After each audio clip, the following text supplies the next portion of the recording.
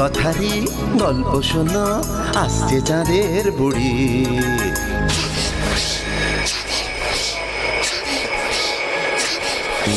Magic man পৃথিবীতে সঙ্গে এলো তারি।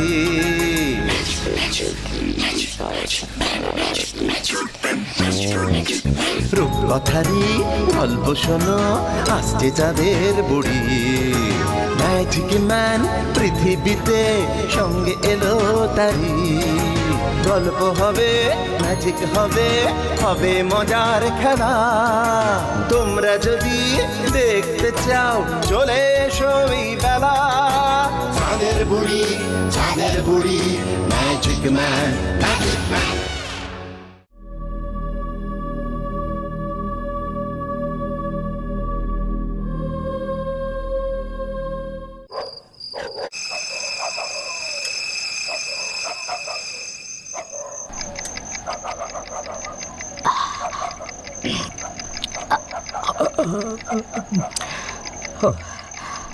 আর পারছি না, ঘুমে চোখ বুজে আসছে।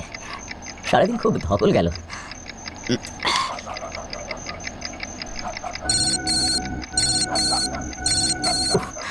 এই সময় আবার কি? হ্যালো, ডক্টর শান্তনু লাহিড়ী বলছি। ডাক্তারবাবু, ও ডাক্তারবাবু, আপনি এক্ষুনি একবার আসুন। আমার অঙ্ক স্যারের শরীর খুব খারাপ করেছে, কেমন ছটফট করছে, খুব খুব ব্যথা হচ্ছে বুকে। কে বলছো তুমি? কোথা থেকে বলছো? শ্যামনগরে যে ভগবান লালের চটকল আছে, তার পিছনেই আমার অঙ্ক স্যারের বাড়ি। ও ডাক্তারবাবু, আসুন না গো, আপনার তো গাড়ি আছে, স্যার খুব কষ্ট পাচ্ছে। এই ডাক্তারবাবু ও মানে এখন এত রাতে এই সল্টলেক থেকে শ্যামনগর, এ তো অনেকটা পথ। কাছাকাছি কোনো ডাক্তারবাবুকে ডেকে আনো না। ও ডাক্তারবাবু গো, আসুন না, আমাদের এখানে কোনো ডাক্তারবাবুকে তো চিনি না। কোথায় যাই আমি এখন, কি করি? স্যার মনে হয় মরেই যাবে। ও ডাক্তারবাবু, আপনি দুটি পায়ে পড়ি। আচ্ছা আচ্ছা আচ্ছা, ঠিক আছে ঠিক আছে। ঠিকানাটা একবার বলো দেখি ভালো করে। ভগবান লালের চটকলের পিছনে দিবাকর স্যারের বাড়ি, লাল রঙের, সামনে কাঠের গেট, আমি দাঁড়িয়ে আছি। আচ্ছা ঠিক আছে ঠিক আছে, আমি যাচ্ছি। শোনো শোনো, অস্থির হতে হবে না, আমি যাচ্ছি। আশ্চর্য, নাছোড় মেয়ে বটে।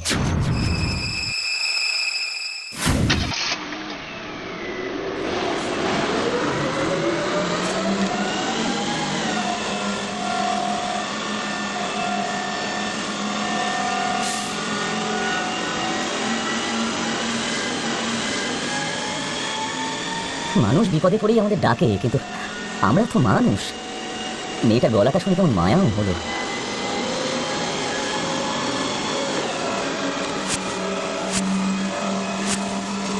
শ্যামনগরে তো ঢুকে পড়েছি। ভগবান লালের চটকলটা কোন দিকে? এত রাতে কাকে যে জিজ্ঞেস করি। আবার কে ফোন করে? হ্যালো ডাক্তারবাবু গো, সামনেই দেখুন, রাস্তাটা দুভাগ হয়ে গেছে। ডান দিকের রাস্তা ধরে সোজা এসে পড়ুন, একটা পার্ক আছে, তার উল্টো দিকেই স্যারের বাড়ি। আমি দাঁড়িয়ে আছি। হ্যাঁ হ্যাঁ, আসছি আসছি, তুমি দাঁড়াও। আরে ওই তো মেয়েটি, সাহস আছে বেশ। ডাক্তারবাবু গো, ওই যে স্যারের বাড়ি, আপনি এক্ষুনি যান, আমি রুমি বাবাকে ডেকে আনছি। নিন, ভয় অনেকটাই কেটে গেছে, পালস রেট এখন অনেক স্বাভাবিক। কি স্যার, বুকের যন্ত্রণাটা একটু কমেছে? অনেক অনেক আরাম পাচ্ছি ডাক্তারবাবু। থাক থাক, আর বেশি কথা বলতে হবে না। সকাল হয়ে গেছে, ওষুধগুলো এবার কিনে খাওয়া শুরু করুন। 7 দিন পর একটা খবর দেবেন আমায়। ডাক্তারবাবু, আপনি আমাদের জন্য যা করলেন, ভগবান ছাড়া আর কেউ এমন করে না। কোথায় আপনার সেই ছাত্রী কোথায়? আরে সবই তো ওর জন্যই। ও যদি আমাকে ফোন করে এমনভাবে ডেকে না আনতো, বেশ বড় বিপদ হতে পারতো। ছাত্রী? হ্যাঁ, একটা বাচ্চা মেয়ে নাছোড় হয়ে আমাকে এখানে নিয়ে এলো, এমনকি আপনার বাড়ির পথ পর্যন্ত আমাকে গাইড করলো। ডাকুন না একবার ওকে।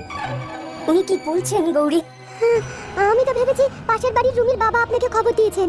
উনি বলেছিলেন ওনার এক বন্ধু ডাক্তার, ওকে খবর দেবেন। তাছাড়া আমাদের বাড়িতে ফোন কোথায়?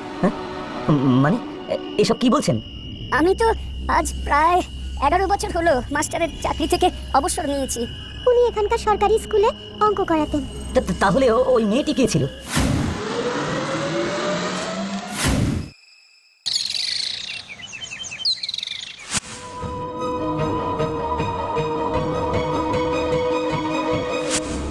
তোর একবার মনে হলো না যে তোর ফোন নাম্বার ও পেলো কি করে? আমার ফোন নাম্বার পাওয়া কি শক্ত নাকি? যে কোনো প্রেসক্রিপশন থেকেই তো পাওয়া যেতে পারে, ভুলে যাস না সুমন। তাই বলে মোবাইল নাম্বার? তোর প্রেসক্রিপশন প্যাডে তো তোর মোবাইল নাম্বার ছাপা নেই। রাইট, তবে কি জানিস, তখন এসব মাথাতেই আসেনি। তাছাড়া মেয়েটি বুঝলোই বা কী করে আমি কোথায় আছি? আমাকে বললো সামনে দেখতে রাস্তাটা দুভাগ হয়ে গেছে, ডান দিকে রাস্তাটা ধরতে। আমিও কেমন হিপনোটাইজ হয়ে রইলাম, ওর কথা মতোই চলে গেলাম। একটা পার্ক আছে, তার উল্টো দিকেই স্যারের বাড়ি। আমি দাঁড়িয়ে আছি। হ্যাঁ হ্যাঁ, আসছি, তুমি দাঁড়াও। আরে ওই তো মেয়েটি, সাহস আছে বেশ।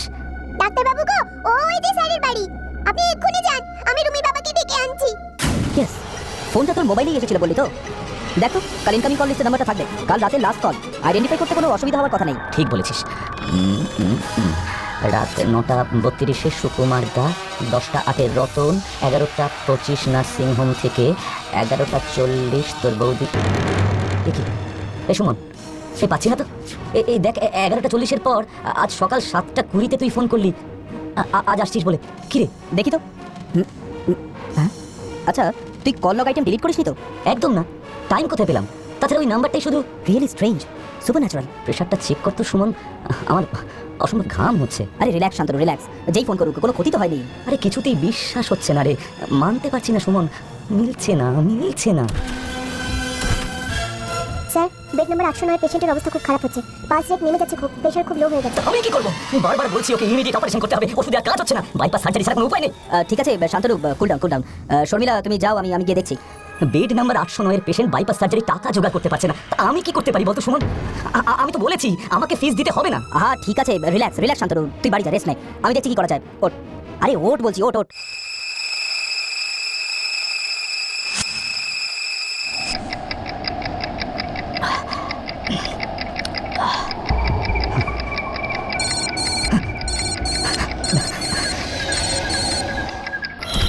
হ্যালো, কে?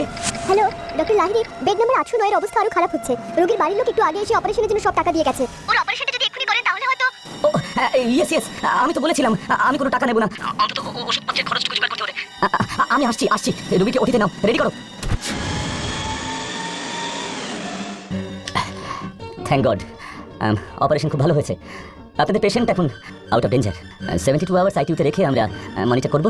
আশা করছি এ যাত্রায় উনি রক্ষা পেয়ে গেলেন। কি বলে যে আপনাকে ধন্যবাদ জানাবো ডাক্তারবাবু। নেহাত কাল বিকেলে আপনার টাকাটা আমরা হাতে পেলাম, তারপরেই দৌড়ে চলে এসেছি। আপনি সাক্ষাৎ ভগবান ডাক্তারবাবু, সাক্ষাৎ ভগবান। আরে এইসব কি বলছেন? আমি আপনাদেরকে টাকা পাঠিয়েছি, এসব কে বললো আপনাদের? জানি আপনি কাউকে বলতে না করেছেন। আপনার ওই মানি অর্ডারটা পাওয়া মাত্রই একটা ফোন পেলাম, একটা বাচ্চা মেয়ের গলা। মেয়েটা বলল, হ্যালো, শান্তনু আঙ্কেলের পাঠানো টাকার খামটা পেয়েছেন তো? শান্তনু আঙ্কেল যে টাকাটা দিচ্ছেন এটা যেন কেউ জানতে না পারে। আমরা ভাবিনি ডাক্তারবাবু যে মাকে আবার ফিরিয়ে নিয়ে যেতে পারবো। ও মাই গড, এক্সকিউজ মি। না সুমন, না, লোকের কাছে এমন মিথ্যে ভগবান শাস্তি আমি রাজি নই, এটা আমি মানতে পারছি না। যতই বলিস না কেন, মেয়েটি তো ভালোই করছে, ক্ষতি তো করছে না। তুই বুঝতে পারছিস না, ফোন আসলেই এখন কেমন ভয় লাগে। পারছি না আমি এভাবে, আমার মাথা কাজ করছে না। ফোনটা রিসিভ কর, come on, cool Shantanu, receive কর ফোনটা। Suman unknown number. আহা শান্তনু, রিসিভ কর কলটা, পেশেন্টের বাড়ির লোক তো হতে পারে, পাগলামো করিস না। তুই ধর। আচ্ছা দে। হ্যালো, কে সঞ্জয়? কোন সঞ্জয়? আরে আমাদের মোটা সঞ্জয়, তুই? আরে না, আমি সুমন। শান্তনু আমার সামনে দাঁড়িয়ে, নে কথা বল। আরে সঞ্জয়, প্র্যাকটিক্যাল ক্লাসে যে অজ্ঞান হয়ে যেত রে, ধর। হ্যাঁ বল, তা এতদিন পর? কি গো ডাক্তার বাবু, আমার সাথে কথা বলতে ভয় হয় কেন? আমি আপনার কোনো ক্ষতি করব না। তুমি কে? বলো আমায়। শান্তনু, সুমন, ওই মেয়েটা। হ্যালো, হ্যাঁ মানে আরে হ্যাঁ সঞ্জয় বল। না আসলে শরীরটা কদিন ভালো যাচ্ছে না রে। তুই এসব কি বলছিস? সঞ্জয় আমি রাখছি, আমি পরে কথা বলবো। শান্তনু কি করছিস? বস, আরে বস তো তুই এখানে, বস। বাপরে, জ্বর তো প্রায় 4-এর কাছাকাছি। না এক্ষুনি অ্যান্টিবায়োটিক চার্জ করা দরকার। মামুলি ওষুধে জ্বর নামবে না। না দেরি হয়ে যাচ্ছে, নার্সিংহোমে ফোন করি, অ্যাম্বুলেন্স থেকে পাঠাই। ওকে নার্সিংহোমে জলদি নিয়ে গিয়ে ড্রিপ চালাতে হবে। ফোনটা